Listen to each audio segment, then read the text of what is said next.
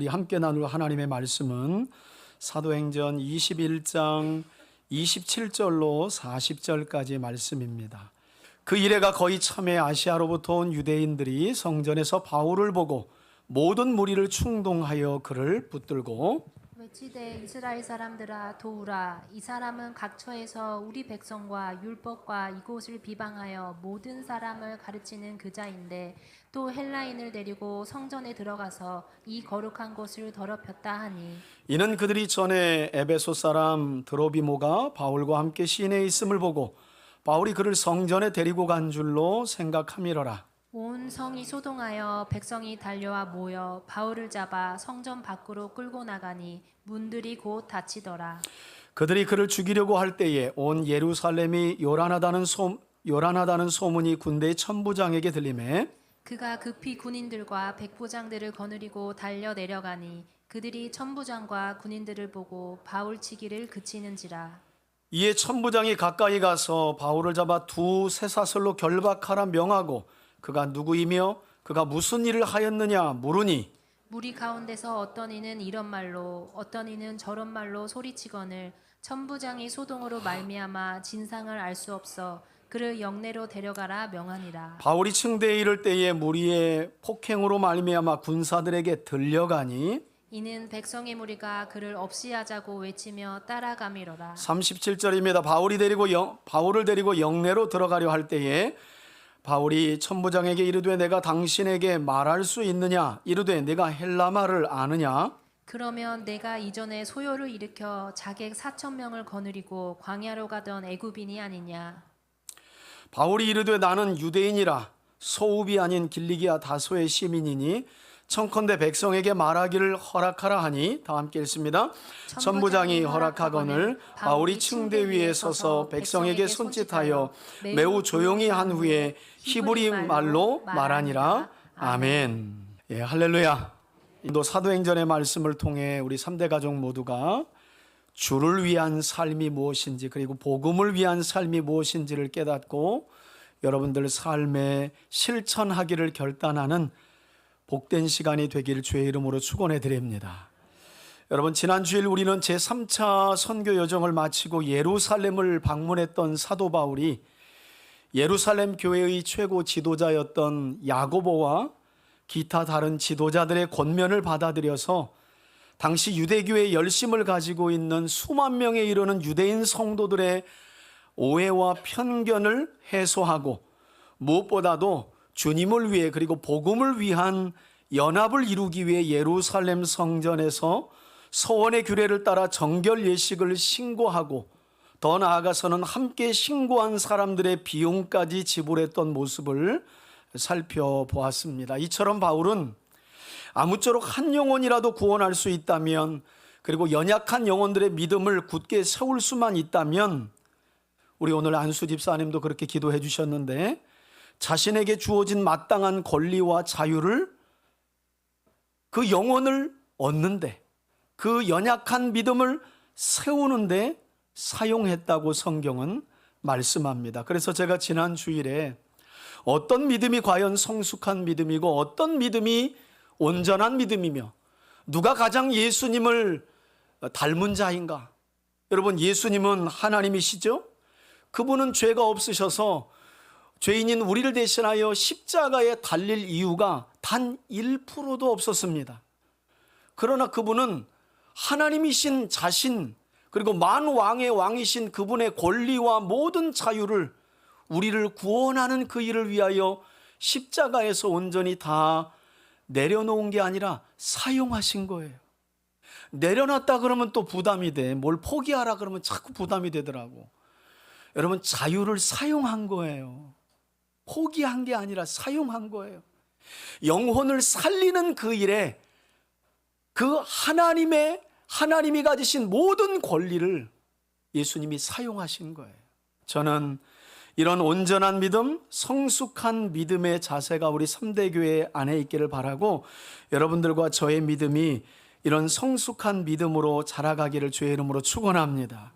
그래서 성숙한 성도들이 많은 교회일수록 내 직분이 이런데 아니 내가 이 교회 몇 년째인데 내가 이런 권리가 있지가 아니라 그렇게 오래되었고 직분이 있기 때문에 가장 어떤 자리요? 낮은 자리. 그렇죠. 그게 진짜 건강한 교회인 것입니다. 여러분, 사도 바울은 율법에 매여 있는 사람이 아니에요. 정결 예식에 매여 있는 사람이 아니었습니다. 그러나 수만 명에 달하는 유대인 성도들이 여전히 모세의 율법과 할례와 음식법과 유대 관습에 매여 있기 때문에 바울이 그런 오해를 풀어주지 않으면 교회는 연합되지 않는 거예요. 이게 다 바울이 한 영혼을 얻고자 이와 같이 행동했다라고 성경은 말씀합니다. 때로는 자존심이 상하기도 하죠. 때로는 내가 마땅히 얻을 수 있는 유익과 이익을 내려놔야 할 때가 있어요. 그러나 우리 그리스도인들은 한 영혼을 얻기 위해 연약한 영혼이 믿음을 세울 수만 있다면 고린도 교회를 향해 바울이 말한 것처럼 나는 일생에 고기도 먹지 않겠다. 여러분, 삼겹살, 오겹살 어떻게 할 거예요? 근데 바울은 그거 포기한다니까요. 고기 때문에 누군가 시험 든다면, 성전에 드려진 그 짐승의 제물을 먹는 일 때문에 누군가 시험에 든다면 나는 뭐 한다고요? 채식으로 살겠다는 거예요. 여러분, 이게 포기입니까? 이게 내려놓음입니까? 이게 진정한 자유입니다. 복음을 알지 못하면 모든 게 포기고 절제로 느껴져요. 그러나 복음을 알고 나면 자유예요. 여러분, 욕을 못하는 것은 참는 게 아니에요. 자유예요, 자유. 용서는 우리에게 그런 점에서 무한한 자유를 주는 줄 믿습니다. 이게 여러분 자유로 누리셔야 돼. 그리고 오늘 본문이 시작되는 27절을 보면 드디어 서원의 결례를 신고한 일주일이 지나갈 무렵 예루살렘 성전 안에서 어떤 일이 있었는지에 대한 말씀을 우리에게 설명하고 있는데요. 27절부터 보겠습니다. 그 이래가 거의 참에, 당시 서원의 결례를 따른다면 이날 사도 바울은 결례를 신고한 일행과 함께 4명의 일행과 함께 드디어 성전에서 제사장으로부터 정결 예식을 위한 물뿌림을 기다리고 있었을 텐데요.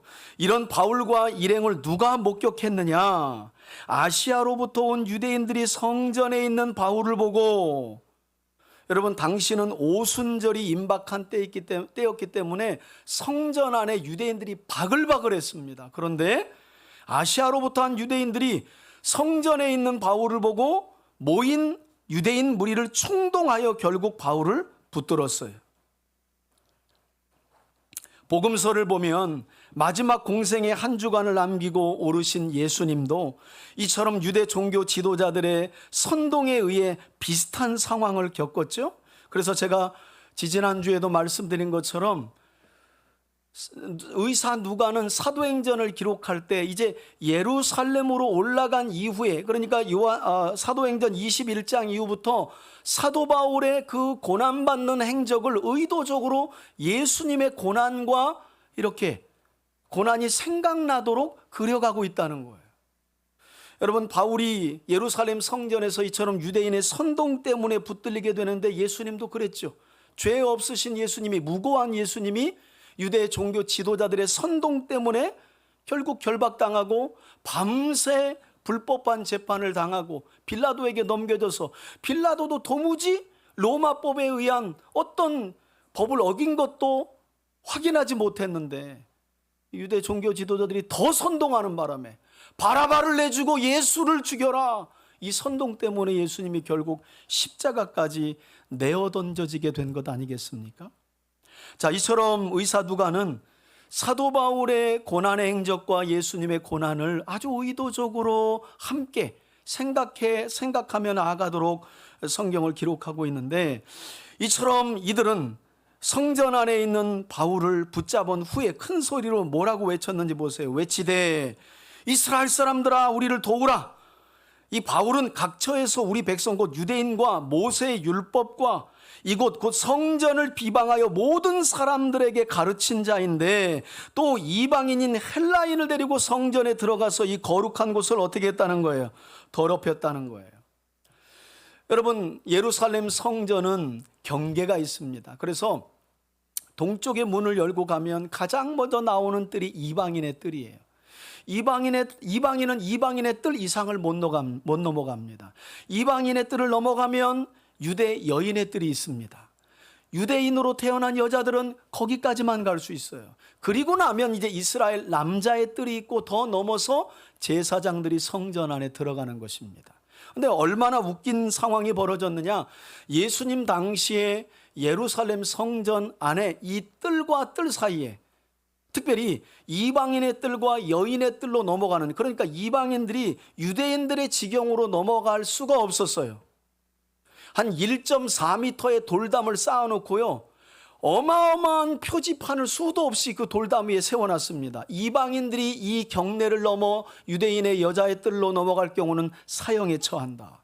여러분, 심지어는 총독과 로마 군인들도 그걸 허용했어요. 왜? 그걸 허용하지 않으면 유대에서 자꾸 폭동을 일으켜요. 그만큼 여러분, 유대인들은 이렇게 이방인들이 참 너무 안타까운 건, 하나님이 솔로몬을 통해 성전을 만들 때는 성전의 목적이 뭐예요? 한번 따라합시다. 만민이 기도하는 집. 목적이 그랬잖아요. 거룩한 이스라엘 백성들의 삶을 통해 하나님을 등진 열방이 하나님께 돌아오도록 하는 하나의 도구와 통로가 성전이었는데, 철저하게 예수님 당시의 유대인들은 이방인들이 하나님께 나아가지 못하도록 경계를 정하고, 충격적인 건 전부 다 여러분, 절기가 되면 이 이방인의 뜰에 이 재물을 파는 상인들이, 환전 상인들이 여기다가 상을 펴놓은 거예요. 그런 이방인들이 못 들어갑니다. 그런 예수님이 화가 너무너무 나셔가지고 상인들의 상과 환전상을 어떻게 뒤집어 엎으신 거예요. 예수님이 무슨 성격이 뭐 같아서 그런 게 아니라 하나님의 성전 본연의 목적을 완전히 잃어버려서 열매 없이 잎사귀만 무성한 그 모습을 보고 예수님이 화가 나신 거예요. 여하튼 중요한 사실은 지금 선동지라는 유대인들은 바울이 하지도 않은 일을 했다고, 바울은 한 번도 선교 여정 중에 모세의 율법을 무시한다거나 유대의 관습을 멸시한다거나 할례를 무시한다거나 그런 일이 없어서 유대인들을 괄시한다든가 그런 일이 한 번도 없었습니다. 그런데 지금 거짓말로 선동하면서 모세를 지금 붙잡고 죽이려고 이와 같이 거짓말로 비방하고 있는 거죠. 여러분, 유대 종교 지도자들이 우리 예수님을 체포한 후에 고발할 때도 이처럼 거짓 증인들을 내세워가지고 예수님을 체포했었죠. 그리고 예수님을 불법의 재판에 넘겨주고 고소고발한 일이 있었습니다. 자, 그럼 이들은 바울에게 왜 이런 비방을 서슴지 않았느냐? 29절 보세요. 이는 그들이 에베소 사람 이방인 드로비모가 바울과 함께 예루살렘 시내에 함께 걸어가는 것을 본 거예요. 그러니 당연히 바울이 그 드로비모를 데리고 성전에 들어간 줄로 어떻게 해요? 생각했는데, 엄밀히 말하면 이게 뭐예요? 착각을 넘어 오해죠, 오해. 그러니까 여러분, 사도 바울이 3차 선교 여정을 마치고 오순절쯤에 예루살렘에 와가지고 그의 동역자였던 에베소 사람 드로비모와 예루살렘 시내를 걷는 것을 보고 바울에 대한 오해와 편견이 가득한 이 유대인들이 저놈이 저렇게 이방인과 예루살렘 시내를 걷는 것을 보니까 이방인을 데리고 분명히 어디에도 들어갔을 거라고요. 성전에도 들어갔겠지. 그런데 이방인을 데리고 성전에 함부로 들어가면 어떤 처벌을 받게 된다고요? 사형. 그러니까 딱 맞아 떨어지는 거예요. 그런데 여러분, 이건 사실이 아니었습니다. 그래서 누가가 그걸 밝혀주는 거예요. 왜 그들이 이렇게 오해했느냐? 드로비모와 바울이 예루살렘 시내를 지나가는 걸 보고 그들은 어떻게 해요? 그렇게 상상한 거예요. 여러분, 여러 가지 생각을 드는데요. 그러니까 참된 신앙과 종교가 이렇게 무서운 거예요. 여러분, 이슬람 종교에 대한 기독교인들의 반감이 심하죠. 근데 여러분, 이슬람이라고 다 나쁜 건 아닙니다. 여러분, 이슬람에도 온건파가 있어요. 특별히 동남아 쪽 이슬람인들은요, 전부 다 호의적입니다. 여러분, 나그네를 얼마나 깍듯이 대하는지 몰라요. 그러나 과격한 이슬람 단체들이 있는 중동 지역의 이슬람들이 대부분 다 위험하기도 한 거죠. 근데 중동에도 다 그렇지가 않아요. 그러니까 이슬람으로만 봤을 때도 이슬람의 참된 신앙을 갖는 것과 종교로 빠지면 그렇게 같은 종교 안에서도 무서워지는 거예요. 그러면 참된 신앙을 갖지 못하고 종교인이 되면 자기 종교에 없으면 증오하고 미워하고 죽여야 되는 거예요. 이게 유대교의 종말을 불러온 거죠. 하나님이 유대교를 사실은 버리신 게 그런 이유였어요. 뿐만 아니라 저는 이런 모습을 보면서 참 우리 안에 있는 미움과 증오가 무섭다 이런 생각을 해봤습니다. 여러분, 사도 바울이 이방인을 데리고 성전에 올라간 게 아니잖아요. 그런데 바울에 대한 오해와 편견을 넘어 미움과 증오가 싹트니까 바울이 저렇게 그냥 이방인과 지나가는 걸 보고도 어디에 갔다고 확신하는 거예요. 성전에 들어갔다라고 확신을 한 거예요. 누가가 그걸 밝히잖아요. 그들이 이와 같이 하면 이렇게 생각했기 때문이라는 거예요. 사실이 아니라는 거예요. 여러분, 미움과 우리 안에 있는 미움과 증오가 왜 무섭습니까? 누군가를 미워하고 증오하게 되면 하지도 않은 일을 어떻게 생각하게 되고 상상하게 되고 마침내는 그렇게 했다라고 여기게 되는 거예요. 이걸 이제 정신과에서는 편집적인 증상이다 이렇게 말합니다. 여러분, 무서운 거예요. 그래서 미움과 증오라는 게. 이스라엘의 초대왕이었던 사울을 기억하시죠? 블레셋으로부터 이스라엘이 공격당하고 그런 위기 가운데 다윗이 등장해서 블레셋 장군 골리앗을 쓰러뜨리고 사울과 함께 기부하러 개선 장군 하면서 돌아오지 않습니까? 그때 여인들이 사울이 죽인 자는 천천히고 다윗이 죽인 자는 만만이다라는 말을 듣고 사울이 생각을 해요. 다윗이 실제 그렇게 한 게 아니에요. 사울이 뭐라고 생각해요? 저놈이 저렇게 내 백성에게 인기를 얻는 거 보니까 이제 저놈이 얻을 것은 내 나라밖에 없구나라고 성경이 이야기합니다. 그건 누구의 상상이에요? 사울의 상상입니다. 다윗을 향한 미움과 증오가 저놈이 이제 곧 내 왕좌를 빼앗겠구나라고 생각했다는 거예요. 여러분, 이 시간 여러분 안에 있는 미움과 증오를 하나님 앞에 다 내려놓을 수 있기를 부탁드립니다. 미움과 증오는 남을 미워하고 증오하는 차원을 넘어서 내 인생을 망가뜨려요. 정상적인 삶을 살지 못하게 해요. 이 유대인들처럼, 그리고 사울처럼. 그래서 결국 사울도 왕의 자리에서 폐위되고 말았죠. 이 어긋난 상상 때문에. 여러분, 북이스라엘의 초대왕, 북이스라엘 분단된 이후에 북이스라엘의 초대왕이 됐던 여로보암, 그 여로보암도 이렇게 잘못된 상상으로부터 북이스라엘 왕들의 타락의 기초를 놓은 왕이 바로 여로보암입니다. 나라가 분단되자마자 이제 절기가 오면 북쪽에 있는 사람들이 예루살렘 성전을 내려갈 텐데, 그러면 여기다가도 하나 성전을 만들어놔야지 하고 베델과 단에다 금송아지 신상을 세운 거예요. 그랬더니 신앙이 좋은 레위인들과 장로님, 권사님들이 전부 다 북쪽에서 남쪽으로 내려가 버립니다. 그러니까 예배를 못 드리게 되는 상황이 벌어지네요.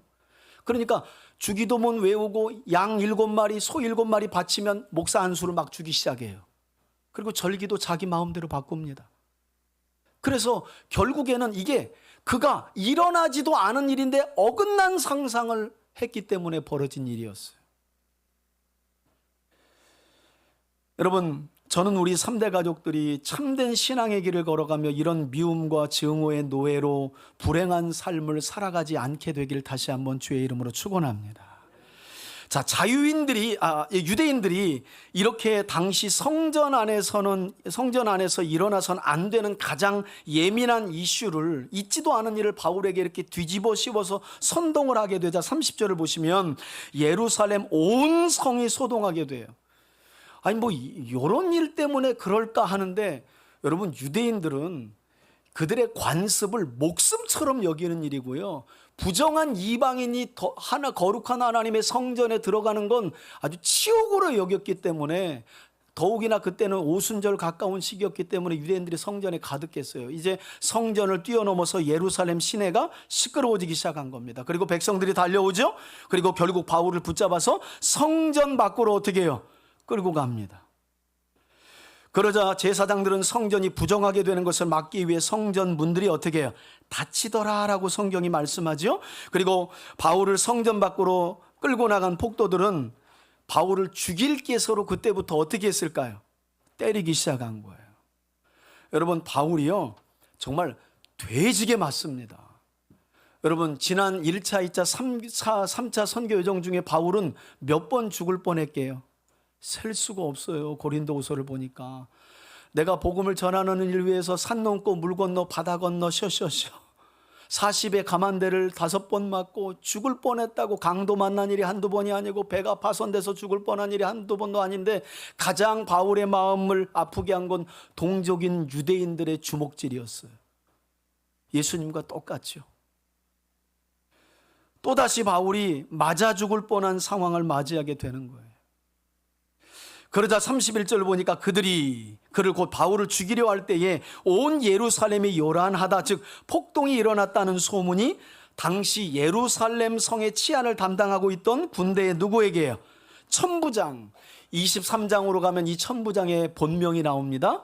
글라우디오 루시아라고 하는 수하의 백부장을 데리고 있는 천부장의 1000명의 군사를 데리고 있는 군대장에게 들린 겁니다. 그러니까 이 사람이 예루살렘 성의 치안을 담당하는 사람이었기 때문에 성이 시끄러우면 천부장직에 목이 날아갈 수 있기 때문에 바로 조금 이따 설명드리겠지만 예루살렘 성전의 북쪽의 담벼락과 마주한 안토니오 요새라고 하는 로마 군인들의 병영에서 군대를 바로 파송해가지고 뭐야 왜 이렇게 시끄러워진 거야 하고 군대를 이끌고 현장으로 온 거예요. 그랬더니 32절에 그가 급히 군인들과 수하에 있는 백부장들을 거느리고 달려가니 그 천부장과 군인들이 보고 그들이 천부장과 군인들을 보고 그때서야 어떻게 해요?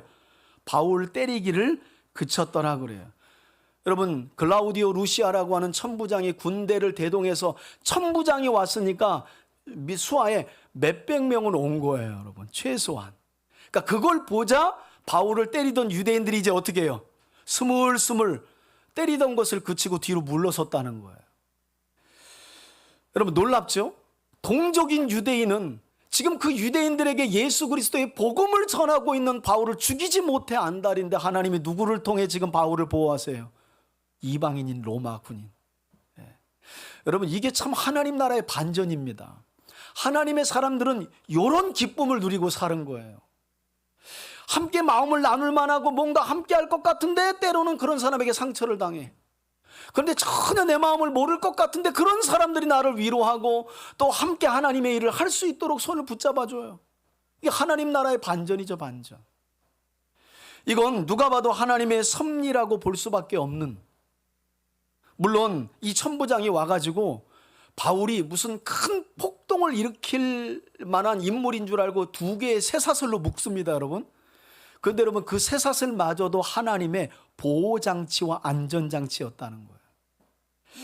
그러니까 하나님의 사람들은요, 쇠사슬에 묶여도 빌립보 감옥에 갇혀도 하나님이 계신 곳이 가장 안전한 장소임을 믿고 확신하며 살아가야 할 줄 믿습니다. 여러분, 망한 그 자리도 소망이 있어요. 누가 계시면 아멘. 여러분들이 나와서 설교하세요. 다 하는데 뭐. 여러분, 그래서 망한 그 자리도 예레미야가 21장에서 바벨론에 의해서 바벨론 군대가 유다를 침략할 때 다 포로로 끌려가라. 그게 너희들 눈에는 사망의 길로 보이지만 무슨 길이라고 말해요?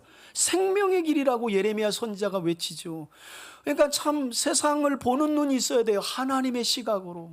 낮아지는 자리 같지만 높아지는 자리임을 볼 수 있어야 돼요. 인기를 잃어버리는 자리 같지만 하나님께 인정받는 자리라는 것을 볼 수 있는 눈이 있어야 돼요. 다 잃어버리는 자리 같지만 다 얻는 자리임을 볼 수 있는 믿음의 눈이 저는 우리 3대 가족들에게 있기를 주의 이름으로 축원합니다. 자, 그리고 이어지는 33절을 보세요. 이에 천부장이 가까이 가서 사람들이 이제 바울로부터 물러선 거예요. 바울을 잡아 2 쇠사슬로 결박하라 하고 그가 누구이며 무슨 일을 하였느냐고 사람들에게 묻습니다.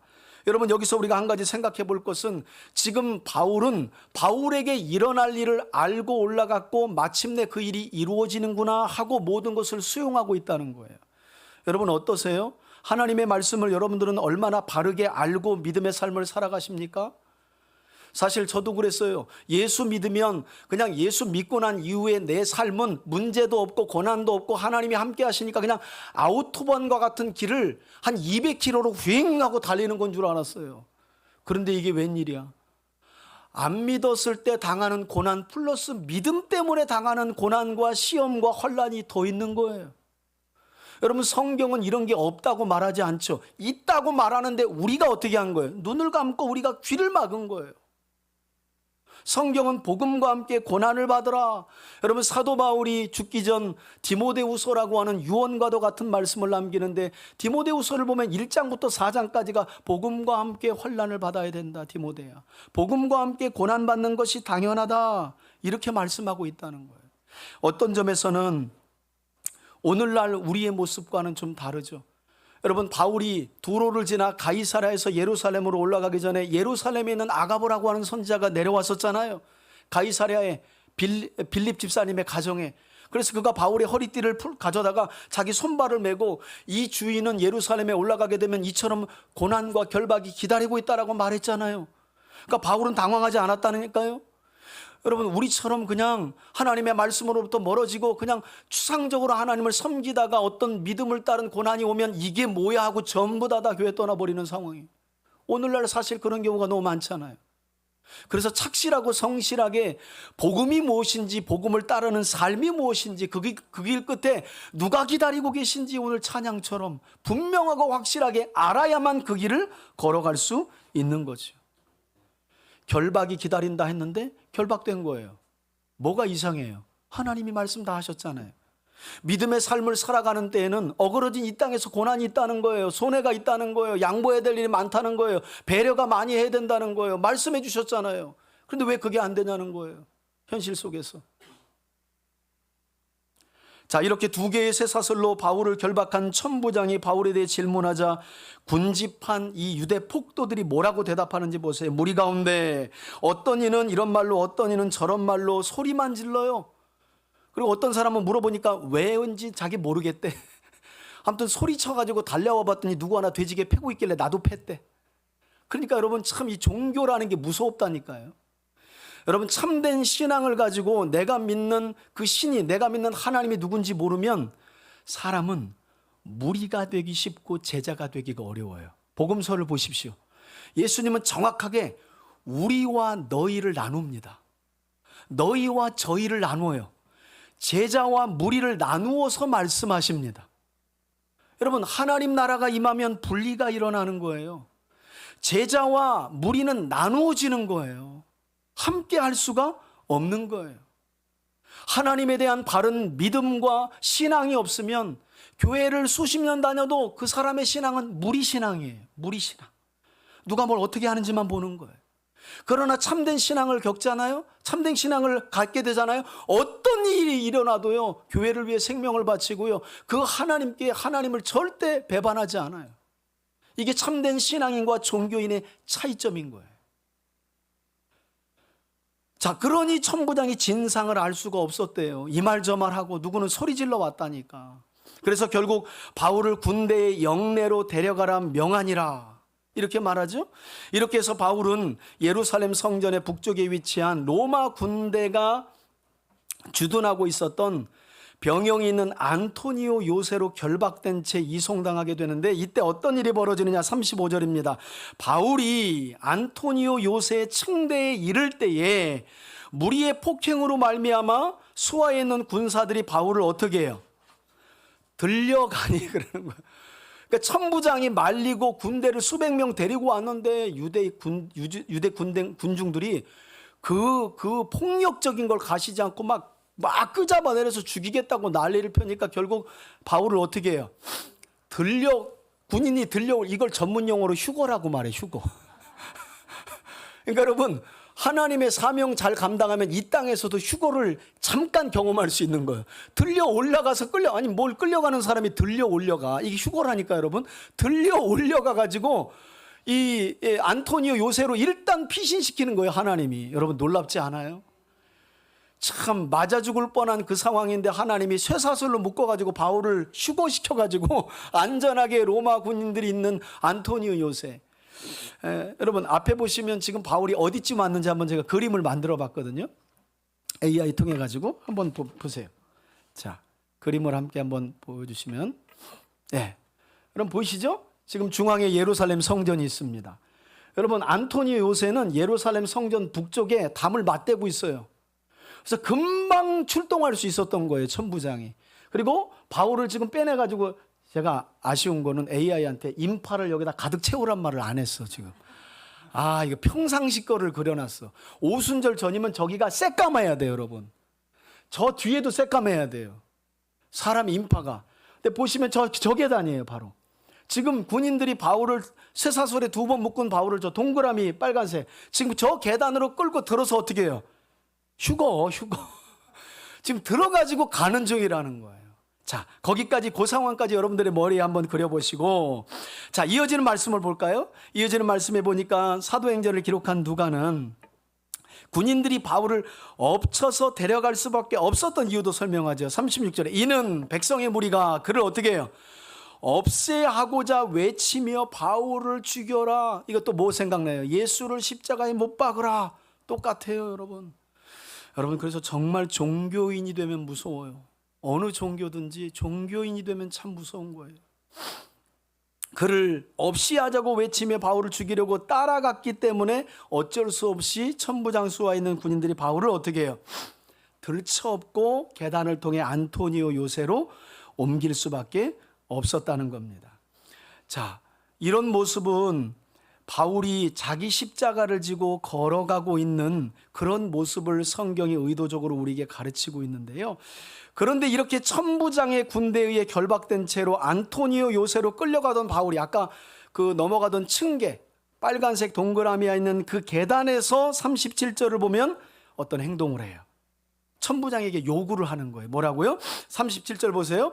바울을 데리고 군대가 있는 영내로 들어가려고 할 그때에 바울이 천부장에게 말을 겁니다. 뭐라고요? 내가 당신에게, 여러분 이거 뭐 상상을 하셔야 돼. 지금 바울은 2개의 쇠사슬로 묶였고요. 군인들이 그냥 번쩍 들어가지고 지금 가고 있는데 바울이 들려가지고 여보시오 천부장 이렇게 지금 말을 건 거예요. 그러면서 내가 당신에게 말을 할 수 있느냐 그랬더니 천부장이 왜 놀라면서 뭐라고 말했대요? 네가 그리스 말을 할 줄 아느냐. 여러분 당시 유대인들은 히브리어와 헬라어를 했는데 뭐 그렇다면 뭐 특별한 일도 아닌데 천부장이 놀랬을까? 주석가들은 대부분 이렇게 봅니다. 바울이 구사한 헬라어가 보통 헬라어가 아니었다는 거예요.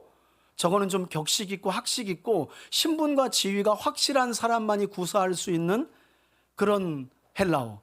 그러니까 영어도 Hello, glad to meet you 이렇게 하는 사람이 있고 I'm glad to meet you 이렇게 네이티브 스피커의 발음을 하는 사람이 있잖아요. 그러니까 바울의 발음이 그리스어 발음이 남다른 거예요. 그래서 아마 이상히 여겼던 것으로 보이는데 여기서 더 중요한 건 뭐냐면 지금 바울이 처한 상황을 보면 바울은 이 로마의 천부장에게 말할 기회를 달라고 할 수 있는 그런 처지와 상황이 아니었다는 거예요. 여러분 지금 바울은요 돼지게 맞아가지고 죽을 뻔한 상황을 막 지난 거예요. 상상해 보세요. 얼굴은 이렇게 퉁퉁 벌써 보고 다 코피 터지고 입이고 뭐고 아마 피가 절절 흘렀을 거예요. 여러분 한 사람을 수백 명 수천 명이 달려들어가지고 그거 뭐 린치를 가했다고 생각해 보세요. 그런 상황 중에 들려가는 중에 천부장에게 내가 당신에게 좀 말할 기회를 얻을 수 있냐라고 말한 거예요. 그러면 다른 사람들 같으면 자기가 죄가 없다고 내가 이렇게 맞을 만한 일이 없다고 변론할 것 같은데 이후에 다음 주에 진행될 22장을 보면 바울은 자기 이야기를 10원어치도 하지 않아요. 단 1도 하지 않아요. 자신이 다메섹 도상에서 만난 부활하신 예수님 이야기만 또 꺼내요. 놀랍죠? 여러분 그렇다면 바울은 어떻게 이처럼 동족인 유대인들에게 억울하게 집단 린치와 구타를 당하며 결박과 환난을 당한 중에도 조금도 자신의 안위를 생각하지 않고 당당하게 천부장을 부르며 내게 말할 기회를 달라고 하는 그렇게 말할 기회를 달라고 했을까? 이렇게 당당할 수 있었을까? 저는 이것이 바로 오늘날 우리들과는 조금 다른 2000년 전 바울뿐만 아니라 초대교회 성도들이 가졌던 순전한 믿음 때문이라고 생각하는데요. 무슨 말인가 하면 2000년 전 바울과 초대교회 성도들은 예수님께서 복음서에서 밝히고 있는 것처럼 누구든지 나를 따르려거든 자기에게 주어진 뭘 지고요? 자기 십자가를 지고 나를 따르라고 하셨던 그 예수님의 말씀을 바울뿐만 아니라 초대교회 성도들은 실제로 자기 삶에 적용하고자 애썼던 거예요. 지금처럼 우리가 하나님 믿고 예수님 믿으면 그냥 아무 문제도 없고 그 문제도 빨리 내가 원하는 때 해결된다는 그런 생각을 가진 게 아니라 누구든지 그리스도의 제자가 되고 하나님 나라에 속한 하나님의 자녀가 되려면 내가 지어야 할 십자가가 분명히 있고 그걸 져야만 주님을 따를 수 있다는 거예요. 중요한 건 주님은 우리가 지을 수 없는 십자가를 이 땅에 남겨놓지 않았다는 거예요. 저와 여러분들이 능히 지울 수 있는 십자가만을 남겨놓으신 줄 믿습니다. 그 십자가의 의미는 각자 처한 상황에서 저마다 다른 거예요. 누구는 가정이 십자가일 수도 있고, 누구는 자식이 십자가일 수도 있고, 누구는 나와 관계된 누가, 아니면 어려운 상황이, 생각지 못한 건강의 아픔이, 그런 게 십자가일 수 있어요. 중요한 것은 초대교회 바울을 중심으로 한 초대교회 성도들은 그것을 당연시 여겼다는 거예요. 특히나 여러분, 바울은요, 자기 십자가를 지고 나를 따르라는 주님의 말씀을 얼마나 적극적으로 실천했는지 몰라요. 그런 증거가 바울이 로마 교회에게 보낸 로마서에 기록이 되어 있는데, 우리 앞에 보시고 로마서 8장 17절 말씀 함께 한번 읽겠습니다. 함께 읽습니다. 시작.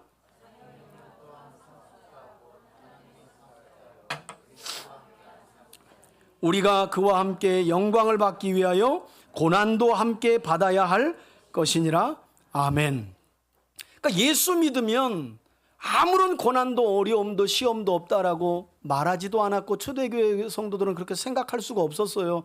예수를 메시아로 믿으면 유대인 성도들은 유대교회에서 완전히 출교당하고, 이방인 사회는 어땠을까요? 오늘 오후에 이제 은실교회에서 바울 서신하는데, 여러분 가장 어려운 건 세상에 나가봤더니 세상 사람들은 전부 다 로마 황제를 주라고 말하고 있는 거예요. 그 세상의 한복판에서 예수가 주라고 말하면 왕따 정도가 아니라 죽어야 되는 거예요. 끌려가서. 그런 상황 중에 놓여 있었기 때문에 내 십자가를 지고 주님의 길을 따르는 게 그들에게는 숙명이었고 사명이었고, 그게 누구나 걸어가는 길이었다니까요. 지금처럼 다 피하고 싶은 그런 상황이 아니었어요. 여러분, 이건 바울의 신앙만이 아니라 사도 베드로도 그와 같은 말씀을 초대교회 성도들에게 한 일이 있는데, 베드로전서 4장 13절 우리 앞에 보시고 함께 한번 읽겠습니다. 시작. 오히려 너희가 그리스도의 고난에 참여하는 것을 어떻게 해요?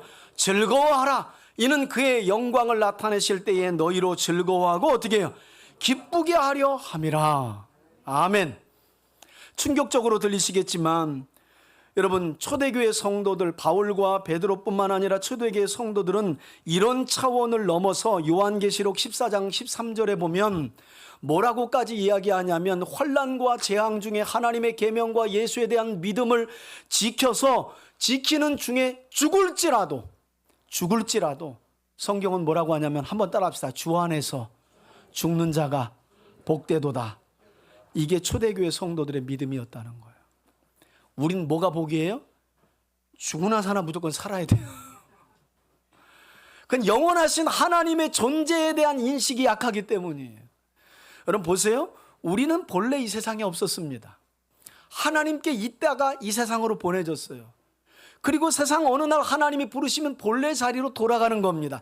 그때나 이때나 저때나 하나님과 영원히 함께하는 건 변치 않아요. 다만 거기 있었느냐 여기 왔다가 다시 그리로 돌아가느냐의 문제지. 근데 우리의 마음이라는 게 세상에 있어야 복이라는 생각을 자꾸 가지니까, 여기서 조금 더 많은 것을 가져야 복이라는 생각을 가지니까 그 생각이 진짜 가져야 할 신앙을 못 갖게 하고 있다는 거예요. 그래서 복음이라는 게 예수 그리스도의 죽으심과 부활, 더 나아가서는 주의 재림을 기대하는 건데, 여러분 어떠세요? 주님이 당장 이번 주라도 오신다 그러면 어떻게 하실래요? 아마 다 찾아와가지고 이번 주는 안 된다고 어떻게 말 좀 해보라고 저한테 그러실 것 같아요. 이번 주 목사님 이건 빨리 가서 얘기해보라고, 이번 주는 아닌 것 같다고. 그럼 언제쯤 될까요? 여러분 되는 날은 오지 않아요. 그래서 매일매일 우리와 함께 하시는 성령의 내주함 속에서 그리스도를 주로 고백하는 삶을 말씀 안에서 살아내는 것인 줄 믿습니다. 저는 우리 3대 가족들이 이처럼 주의 말씀을 따라 살아가는 거룩한 삶에 동반되는 고난을 그냥 무척 무작정 그냥 나는 고난이 없었으면 좋겠다라고 하는 게 아니라 고난이요 내게 오라. 우리 시편에도 고난당한 것이 내게 유익이라. 이로 인해 내가 주의 율례와 법도를 배우게 되었다는 말씀처럼 고난을 무작정 피하고 없게 되기를 바라는 성도들이 아니라 주 안에서 있는 고난은 오늘 말씀처럼 기뻐하고 즐거워함으로 예수 그리스도의 고난에 오히려 동참하며 살아가는 성도들이 되시길 주의 이름으로 축원합니다. 여러분, 쇠사슬에 묶여 군중에게 들려가다시피 이 군인들에게 들려가다시피 하는 바울이 천부장을 향해 변명할 기회를 구하자 천부장이 반응하죠. 38절인데요. 그러면 내가 이전에 소요를 일으켜 자객 4,000명을 거느리고 광야로 가던 누구냐고 물어보는 거예요. 애국 사람이 아니냐. 갑자기 이게 뭔 말인가. 그러니까 여러분, 천부장이 군대를 데리고 오자마자 일반인 같으면 그렇게 했겠어요? 뭔가 바울은 저 심각한 죄를 지은 사람이겠구나 하니까 두꺼운 쇠사슬 2개로 묶은 거예요, 여러분. 그러니까 애초부터 이 천부장은 바울에 대한 오해를 가지고 와서 체포했어요. 그가 누구인 줄 알았다는 거예요. 여러분, 이건 이제 요세푸스의 역사책을 봐야 요 내용이 역사적인 기록으로 첨가가 되는데, 여러분, 요때로부터 4년 전에 지금 바울이 이렇게 잡히고 천부장이 너 그 애굽인이냐? 4,000명의 유대인들을 선동해서 광야로 데리고 간 그 애굽인이야? 라고 말했던 요때로부터 4년 전에 어떤 일이 있었느냐? 애굽 출신의 스스로를 선지자라고 말하는 사람들이 유대 사회에 와가지고 내가 하나님의 기름 부으심을 받은 선지자다 하니까 한 3만 명이 그를 따랐어요. 여러분, 엄청난 숫자입니다. 그리고 그 3만 명을 어디로 군집시키냐면 감람산으로 데리고 올라갑니다. 그리고 마침내 그가 외칩니다. 이제 내가 저 타락하고 부패한 예루살렘 성전을 향해 저주하면 하나님이 예루살렘 성전을 멸망시킬 것인데, 그때 너희는, 지금 모여있는 3만 명 너희는 성전으로 가서 예루살렘에 있는 로마 군대를 다 죽여버려라. 그런데 1992년에 이장님이 MBC에 나왔을 때 이제 곧 추교합니다처럼 자 5분 3분 1분 30초 하고 땡 됐는데 예루살렘이 어떻게 해요? 안 무너졌네. 그리고 그때 벨릭스 총독이 군대를 대동해 가지고 이 스스로 선지자라고 하는 선동꾼 애굽 사람을 붙잡으려고 하는데, 그와 열심 있는 4,000명이 유대를 떠나서 실패하니까 어디래요? 광야로 도망간 거예요. 그가 돌아온 줄 안 거예요, 이 천부장이. 그 미친 선동꾼이 돌아와서 또 예루살렘 시내를 시끄럽게 하는구나 생각하고 그렇게 물었던 거예요. 그런데 바울이 난 아닌데 이렇게 말하잖아요. 자, 그러니까 여러분, 참 그 오해와 편견이 이래서 무섭다니까요. 참. 그러니까 여러분, 보이는 걸 보이는 그대로 그냥 받아들이고 믿는 거, 이게 참 쉽지 않아요, 여러분. 사람은 다 자기 생각과 경험을 가지고 어떤 한마디만 해도 거기다 열을 더해서 저 인간은 저럴 거야. 저 인간은 성전에 이방인을 데리고 들어갔을 거야. 저 인간은 그 4년 전 폭도들을 이끌고 4,000명을 데리고 광야로 갔던 그 인간일 거야. 이게 얼마나 무서운 거예요. 바울이 이야기합니다. 아닙니다. 나는 유대인이라 작은 도시가 아니라 길리기아 다소의 시민이고, 내가 시민인데 청컨대 내가 이 내 동족인 유대 백성들에게 말하기를 좀 허락해 주십시오. 그랬더니 천부장이 어떻게 해요? 허락하거늘. 여러분, 저는 이게 참 이런 것도 AI로 제가 만들려다가 그냥 여러분들이 이 중요한 시점에 웃을까 봐. 이 장면은 여러분, 성전의 층계에서 얼굴이 이렇게 찌그러져 가지고 피쌍코피 흘리는 바울이 쇠사슬에 묶인 채로 허락받아 가지고 지금 말을 하는 그게 나와야 되거든요. 이 결박되어서 거반 죽을 뻔한 상황 속에서 변론의 기회를 얻어요. 근데 그 변론은 자기 변론이 아니라 누구에 대한? 예수 그리스도의 복음에 대한 변론이에요. 여러분, 죽어가는 그때까지도 바울은 예수의 십자가 외에는, 보세요, 성경 천부장이 허락합니다. 바울이 안토니오 요새로 넘어가는 층대 위에 서서, 아까 그 빨간 동그라미 안에 있었던 곳이죠, 백성에게 손짓하여 매우 조용하게 한 뒤에, 사람들도 놀랬겠죠. 저 미친놈이 이제 무슨 말을 하려고 쉿쉿 걸어가면서 조용히 시키구나. 그리고 히브리 말로 이제 시작을 하는데 그 내용이 이어지는 22장 1절부터 부형과 형제들이여 잠잠하시오 내 말 좀 들어보시오 하며 시작되는 거예요. 여러분, 오늘 우리가 함께 살펴본 본문은 이처럼 예루살렘으로 올라간 사도 바울이 유대인들의 오해와 선동으로 인해 죽을 위기에 처하고 결국 로마 군대의 쇠사슬에 묶여 결박당하는 참담한 모습을 우리에게 설명해 주고 있습니다. 아가보 선지자의 예언대로 바울은 그의 손과 발이 묶여 자유를 잃었습니다. 인간적인 눈으로 보면 바울의 사역은 실패한 것이고 바울의 사역 자체는 고난이며 선교의 위기처럼 보일 수 있죠. 그러나 오늘 본문은 이것은 이 바울의 결박은 실패요, 위기요, 고난이라고 말하지 않고 하나님의 섭리라고 말씀해요. 이미 20장에서 바울은 3차 선교여정 끝나고 예루살렘으로 올라갈 때 바울 자신도 두로에 있는 교회 공동체도 가이사랴에 있는 교회 공동체도 모두가 다 올라가면 아가보의 입에서까지 올라가면 뭘 당한다고 말했어요? 고난과 결박을. 그러나 일찍이 하나님은 바울에게 뭐라고 말씀하셨습니까? 너는 로마에까지 가서 내가 나의 복음을 전하게 할 것이라. 여러분, 하나님의 섭리는 이래서 놀라운 거예요. 매 맞고 죽을 것 같은데 살아요. 2개의 쇠사슬로 꽁꽁 묶여서 이제는 끝난 것 같은데 그 환난과 결박의 자리에서 또다시 한번 하나님은 하나님의 뜻을 전할 수 있는, 절호의 복음을 전할 수 있는 기회와 찬스로 만들어 주셨다는 거예요. 여러분, 여러분의 삶을 한번 돌아보십시오.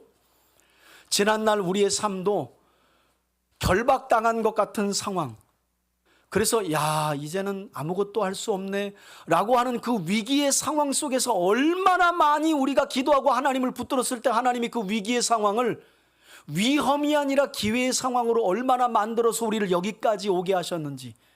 그러니 낙심을 쉽게 하지 마세요. 한숨 쉽게 쉬지 마세요. 여러분, 하나님은 살아계신 줄 믿습니다. 구약을 보면 다니엘서가 생각나더라고요. 여러분, 다니엘이 누굽니까? 이스라엘이 쪼개져 가지고 바벨론에 의해서 유다가 망할 때 첫 번째 공격을 받았을 때 포로로 끌려간 사람이었어요. 이제 유다는 더 이상, 북이스라엘은 이미 아수르에 망하고 남은 유다도 바벨론에 망해서 포로로 1차 끌려갔어요. 유대인들에게는 아무 소망이 없습니다. 그래서 에스겔서에 보면 그렇게 말하죠. 하나님 죽은 거 아니냐고. 그것도 유대 장로님들이, 지도자들이 와가지고 에스겔 멱살을 잡아요. 야, 선지자, 네가 대답 좀 해봐. 하나님이 살아있다면 죄 없는 우리를 여기까지 끌고 와서 이 개고생을 시키냐? 선지자가 하니까 네가 대답해봐. 이런 상황이었어요. 그런데 그런 포로 생활에서 어떤 일이 벌어집니까? 그들을 포로로 끌고 간 느부갓네살 왕의 입에서 다니엘아, 사드락과 메삭과 아벳느고야, 너희 하나님 여호와가 상천하지에 유일하신 하나님이구나. 할렐루야. 여러분, 결박과 고난의 상황이 심지어는 평소보다 7배나 뜨거운 풀무불에 들어가고 굶주린 사자의 굴에 들어가는 완전히 사망과 같은 그런 상황이었는데 거기에서 뭐가 드러나는 거예요? 하나님의 뜻, 하나님의 영광, 하나님의 나라. 거기서 참된 신앙이 빛을 발하잖아요. 그러니까 여러분, 같은 절망적인 상황을 대하는 세상 사람들과 다른 우리의 모습이 있어야 된다는 거죠. 하나님이 죽지 않으셨으니까. 많은 사람들은 상처의 결박에 묶여 살기도 하고요. 돈의 결박에 묶여 살기도 하고, 건강에, 때로는 깨어진 인간관계나 가정의 답답한 상황이라는 결박에 매여 살아갑니다. 여러분, 이런 상황이 올 때마다 우리 입에서는 쉽게 이런 이야기가 나오죠. 하나님, 왜 하필 납니까? 왜 이 고난은 끝나지가 않습니까? 남들은 다 행복한 것 같은데. 제가 한 가지 알려드릴게요. 여러분, 제가 신방을 가잖아요. 다 힘들어요. 제가 개인적으로 들으면, 목사님, 난 저 집사님 같기만 했으면 내가 참 좋겠어요. 그 집사님을 제가 다음 주에 신방 가잖아요. 죽겠대요. 이제 위로가 되시나요? 그러니까 우리가 서로 볼 때 남의 상처가 작아 보이는 거지, 그 상처를 딛고 살아가는 사람은 또 죽을 맛인 거예요. 여러분, 인생사는 그런 겁니다. 모든 사람들이, 이 땅을 살아가는 사람들은 무언가에 결박된 것처럼 그런 상황을 마주하며 살아가게 돼요. 중요한 건 그 상황에 중하고 경함이 아니라 그 상황 중에 누가 계시다는 거, 하나님이. 그래서 그 결박된 상황 같은 고난의 상황을 얼마든지 하나님이 하나님의 복음과 영광과 하나님의 살아계심을 드러낼 수 있는 자리와 상황과 시간으로 바꿔줄 수 있다는 믿음이 저와 여러분들에게 있어야 할 줄 믿습니다. 그런 믿음이 오늘 말씀을 들으면서 또 새로운 한 주를 살아가면서 저와 여러분들이 그 믿음을 가지고 한 주를 승리해낼 수 있기를 주의 이름으로 축원합니다. 이제는 우리 주 예수 그리스도의 은혜와 하나님 아버지의 사랑과 성령의 교통하심이 가장 힘들고 어려운 고난의 시간, 쇠사슬에 묶여 처참히 자칫 잘못하면 죽어갈 수 있는 그 장소와 시간을 다시 한번 하나님의 뜻과 영광과 하나님 나라의 복음을 전할 절호의 기회로 바꿔주신 하나님과 그 하나님의 섭리에 온전히 순종했던 바울의 믿음을 본받아 그와 같은 믿음으로 살아가기를 소원하는 우리 교우들과 가정과 자녀들 위해, 사랑하는 우리 교회 공동체 위에, 나라와 민족 위에 이제로부터 영원토록 함께 계실지어다. 아멘.